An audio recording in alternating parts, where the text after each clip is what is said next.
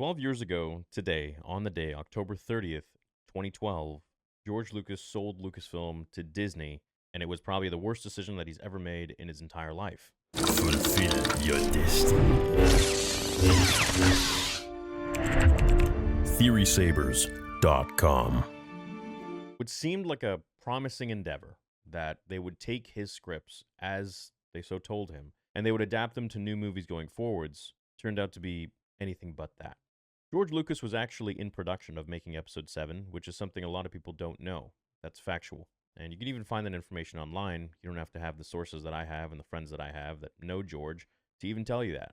It was George's hope that Episode 7 would be done through him so that when he sold it to Disney, they would have to continue on the story that he already created, because he knew that if they were to do something that they wanted to do, and maybe they wouldn't uphold their honest, trustable values of saying, hey, yeah, George, we're going to take your treatments for the sequels and we're going to adapt them. He knew they would do something completely different from his design, and it may not even have any structure, which is exactly what happened. The sequel trilogy is something that was created in 2015, released in 2015, and it was the single most devastating thing to cause the hole in the massive dam of the Star Wars fandom, which would eventually go to destroy the entire wall. Compounding chips constantly. The Last Jedi, The Rise of Skywalker, Obi-Wan Kenobi, Book of Boba Fett, so many other projects that came in. The Acolyte being, I would even say, beating a dead horse at that point, but it was just insult to injury. It's like, here we are, gaping wounds all over. Let's just throw some salt and lemon in it as well. Why don't we rub it in, too? See, the problem with selling Lucasfilm to Disney is that George wasn't really a big fan of Hollywood. George was an independent story maker, right? So imagine yourself. You work really hard your whole life. You start writing stories. You move up the ladder in the world of storytelling and movie making. And eventually you amass so much money through various successful projects where you can now create a giant multi-million-dollar company and create the movie of your dreams, which is just one of the stories that George had. It ended up taking off and kind of being his career. But he had so many other ideas and stories. But Star Wars, the Star Wars, was the thing that caught the world by surprise. And Lucasfilm stayed independent from the 70s all the way up to 2012.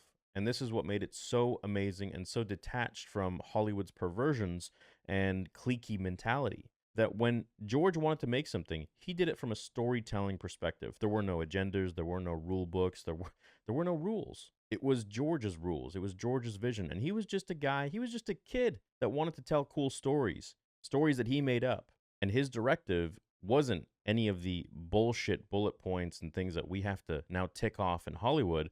It was all about advancing a story so that the child watching or the person watching could feel relatable to the character and feel a little bit of hope in their life. The number one thing George always said when it came to storytelling was hope. The audience has to leave feeling hopeful, feeling good about what they saw. And that was really one of the premises of Star Wars in general. That and the fact that no matter what path you take, you can always change your direction and turn for the good, turn for the better. But now it's turned into something where Star Wars fans are divided by either being on the left part of the political spectrum or the right part of the political spectrum. When back in the day, it was merely arguments in the universe of this doesn't make sense, or how could they do that, or why is this happening? It was nothing else outside of that. It was comic book discussions back in the day for hours and hours on end until your mom would come and pick you up again for supper. That's what Star Wars was. It was the endless debates and fun conversations online on different forums with people halfway across the world to discuss different moments in the movies, in the prequels or the originals. That was my experience. I would say the main divisive thing at that point wasn't you being a racist or a sexist or any of this bullshit that's thrown at many Star Wars fans today if you don't like one of their generic, watered-down, diluted bullshit projects that have no merit or relatability whatsoever, but rather just tick boxes. But back then, the main thing that you could argue about was things like, should Yoda have really lost to Palpatine during Revenge of the Sith? Or what if something else happened during the original trilogy that didn't happen in the film? Fan fictions and things like that. Now, I would say all of this began with them taking George's treatment for episode 7, 8, 9 and locking it up in some archives so that it couldn't be looked at or touched by anybody. And I think that was probably their plan from the beginning, was to take that so that can never be used by anyone, even him, buying his own ideas and locking him out of it. The first trouble that we ever had with Star Wars was the sequel trilogy in and of itself. The level of, or lack thereof, cohesiveness with each story tells a bigger tale about the directive and directorial side of Star Wars behind the scenes. The story itself was a mess. Imagine what it was like when they were actually trying to make it. There was no correspondence between the directors. There was no overall vision or story. I mean, you purchase something like this, Star Wars, you would think that you would take those 3 years, 2012, well, really 4 years, 2012, 2013, 2014, 2015, to really map out an overall idea if you're not going to use George's treatment for the sequel trilogy, which you should have, because you're continuing the story that you just purchased. To think that you can have new writers come in there and do something totally different to Star Wars is unbelievably egotistical and pig-headed. Now, the main issue with Star Wars is that they didn't have any sort of vision whatsoever for the sequel trilogy, and fans saw this. Fans aren't stupid. You can call them whatever you want. You can call them every ist and phobe in the book, but they're not stupid. They can understand what's going on here, and it's as easy as knowing as stuff just doesn't make sense. Nothing really clicks here. I think when it came to the sequels, there was no actual communication between any of the people whatsoever. I remember the Rian Johnson guy told J.J. Abrams to delete one of the things from The Force Awakens where Luke was using the Force. Rey was supposed to walk up those steps and see Luke, like floating boulders and giant freaking massive rocks. And that was supposed to be sort of the end of the first film there. But, then Rian Johnson came in and said, hey, please don't do that. Remove that because I want to make him impotent with the Force, essentially. And remove R2-D2 as well. As time passed, we started to see more and more of the sequel trilogy being brought to light from the actors themselves. John Boyega being shrunk down in the posters and not really having any sort of lines other than screaming Rey. And Daisy Ridley not really knowing anything about her character whatsoever, including Kylo Ren, where she was supposed to be a Kenobi, then she was supposed to be somebody else, a nobody, and then she was all of a sudden a Palpatine. And that was a last minute decision where they just made it up out of the blue because they had nowhere else to go because it wasn't planned. They didn't give it the respect that it needed. And then they have the audacity to call us this, that, and the other thing when we call it out. No, it's because of their overall unbelievable amount of shitty directing and writing that they just had no clue what they were doing. Then what did we get? We got the Boba Fett show, which was an absolute mockery of Boba Fett. That wasn't Boba Fett. That was Booby Fett. That was Beta Fett. That was some garbage. And they just thrust Mando in there, and we're all of a sudden supposed to have now Mando season 2.5. It just, none of it made any sense whatsoever. And I believe they did that because they wanted to put Mando to connect into the next season because they know that that's the biggest cash grab. It's the biggest cash grab because it's a good story, not because it's The Mandalorian. Boba Fett was the first real Mandalorian that people really cared about, with the suit and the bounty hunter and all that you want to learn, that you want to know more of. Why not develop that story and that character? Why do you have to have your story, your character of the Mandalorian that you made up to be the number one? You see the pattern that they're doing? They kick Han out, they kick Luke out. Carrie Fisher passed away, unfortunately. And then they have all these new guys, BB-8. They're replacing all of the original cast to make way for their new. I don't know if George had royalties on the original cast or what with the merchandising or whatever. But they obviously are just kicking everybody out for some certain reason.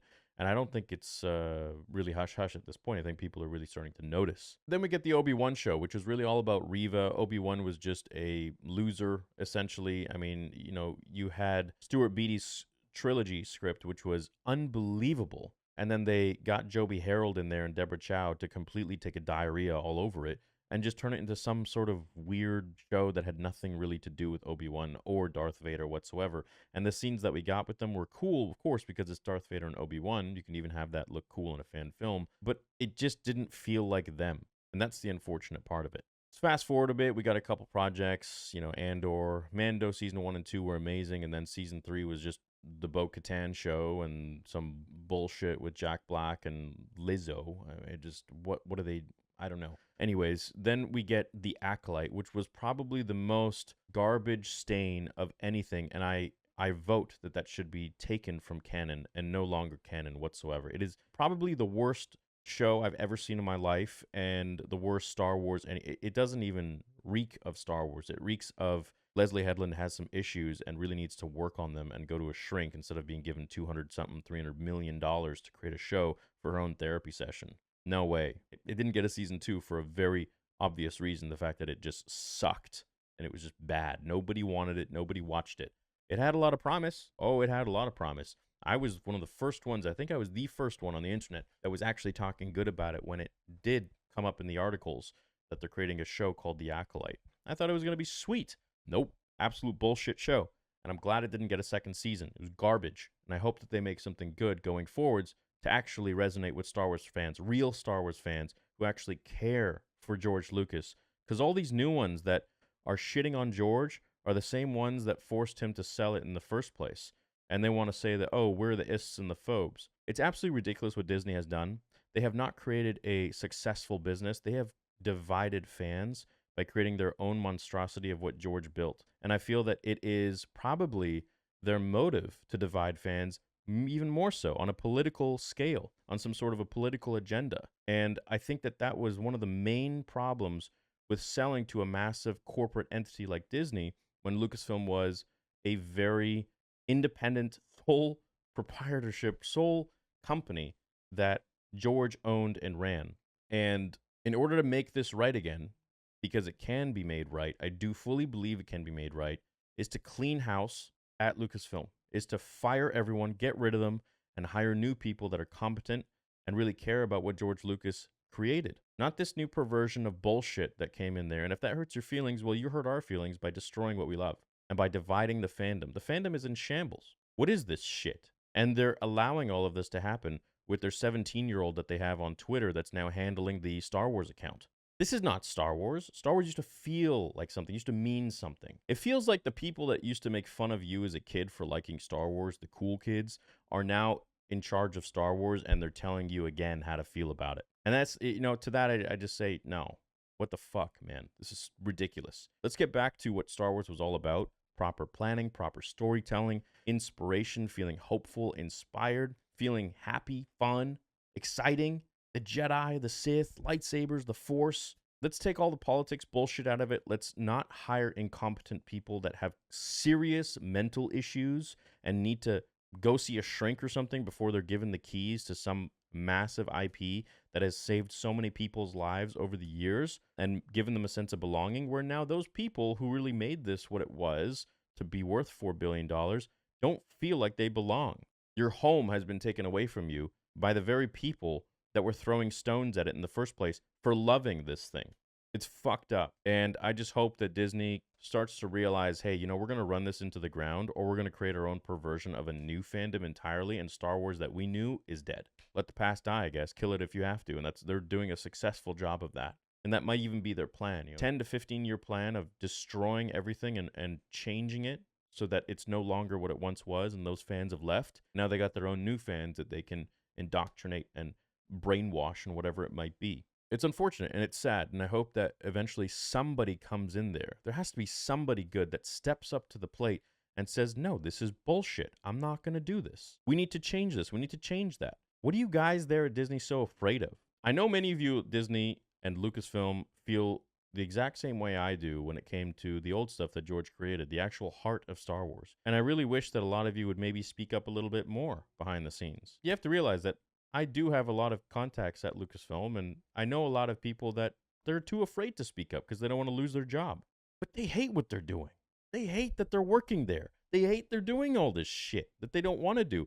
And they hate seeing the thing that they love the most being perverted and bastardized and changed and just completely turned into something else. I think if you start to really see what is going on with the company, you can have a better grasp of what needs to be fixed. I'm not the type of YouTuber to constantly shit on something. I want change. I want it to be fixed. I want it to be better. I don't want Star Wars to keep going down this path. I never did, and I hope it doesn't. But change can happen. But people need to speak up. People need to change. You don't need to be an asshole about it, but you can be respectful. I think all Star Wars fans need to come together and realize that we just all want better Star Wars. And it got nothing to do with politics or anything. It just has to do with telling a good story and being inspired and falling in love with these characters and new characters to come. that hopefully have a great story too. I feel like they've neglected the expanded universe. They've neglected the stories. They've neglected so much source material that we have where Kathleen Kennedy has absolutely no idea that remember when she said that? There's no source material, there's no books, there's no comics, nothing. Remember when she said this? Kathleen Kennedy, who once upon a time said that there's no source material for Star Wars. She literally said, "We don't have source material." How can somebody in charge of the biggest IP in the world say that? But hey, maybe with these criticisms, eventually some people will start to wake up, make some comments, do some good. And my grandpa used to always say before he passed away, drop by drop, an ocean is born. And I truly believe that. I think one by one, eventually, you will have change. And that could be for the better or worse. So far, it's for the worse because it's changing big time. Now we got to change it back to something that really means a lot to so many people and back to what George originally intended. And I think Disney will make much more money that way too. In conclusion, 12 years ago today, George made the biggest mistake of his life, in my opinion, and I hope that one day it'll come back to what it once was. But I think that's going to take some time, and it's going to take a lot of change of leadership. A lot of people vote for, the stepping down of Kathleen Kennedy, and I think, sure, great, but you know what? Who's going to take her place? Is it just going to be another emperor? Is it just going to be somebody just as bad with poor vision, or are they going to learn from their mistakes? I used to be a huge Dave Filoni fan. Still parts of me really like him, but other parts of me is like, well, what are you doing? Like, why are you allowing this to be destroyed? How did you allow Acolyte to happen? I think for me, Acolyte was the last straw for me. After that, now I'm like, screw you guys. What are you doing? You're now just like spitting in our face, really. 12 years ago today, I hope the next 12 years will be a good force for change. And we are the ones responsible for that. We have to speak up. We have to be respectful online. We have to explain our points of view. Otherwise, our franchise will be changed forever. Talk about what you want to talk about with Star Wars. Talk about what you want to see, the change you want to see. Be the change that you want to see with Star Wars. It doesn't mean you have to be as pathetic and angry and hateful and vengeful as the other side, who is like this new weird Disney Star Wars fandom that's just like intolerable of any other opinions or of anybody who liked Star Wars before they saw it last week. That's not all of them, but it's, quite a few from what I see. This level of entitlement, it's strange. I don't know. I think everybody has a place in Star Wars, and I think everyone should be able to enjoy Star Wars, especially, and I'm favoring especially, the people who made it worth $4 billion in the first place, who have been riding with it when it wasn't cool. Who've been riding with it when people would make fun of them. And now those people making fun of them like it because it's cool, and they're now shitting on us and telling us what to do. And if we don't like it, then we're an isnophobe. It's like, what the fuck is going on here? I hope we'll see something better going forwards. And that's my thoughts on today, which you guys will probably see this video a couple days after. I love you guys. We're better together than apart, all of us, and hope someday you'll see that. But until then, people will continue arguing and fighting. But change needs to happen over there, and it all starts with the House of Mouse. So let's hope we get some good stories, better characters, and better leadership. May the Force be with you. George Lucas, Star Wars forever.